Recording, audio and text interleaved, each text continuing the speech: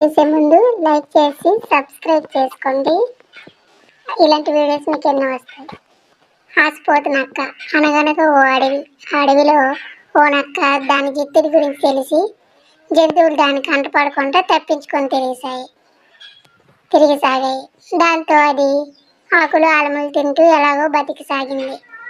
ఓ రోజు నీరసంతో నడవలేక ఆహారం కోసం వెతుకుతుండగా దానికి ఒక పిల్లి ఎదురై, ఎలా ఉన్నావు పెద్దమ్మ అని పలకరించింది. నక్క దానికి తన పరిస్థితి చెప్పుకుని బాధపడింది. పిల్లికి నక్క మీద జాలేసింది. అలా అయితే నాతో రా పెద్దమ్మ, ఇక్కడికి దగ్గరలో ఓ ఇంటి దగ్గర విందు జరుగుతుంది. ఎవరి కంట పడకుండా ఇంట్లో దూరి కావలసిన తిని గుట్టు చప్పుడు కాకుండా బయటకు పడదాం అంటూ వెంటనే తీసుకెళ్ళింది. రెండు కలిసి విందు జరిగే ఇంట్లోకి కిటికీలోంచి నెమ్మదిగా దిగాయి. అయితే ఆసిపోతు నక్క ఇంకా ఎక్కువ తినాలి అనుకుంటూ ఉంటుండగా అక్కడి నుంచి జనాలు చాలామంది వచ్చారు.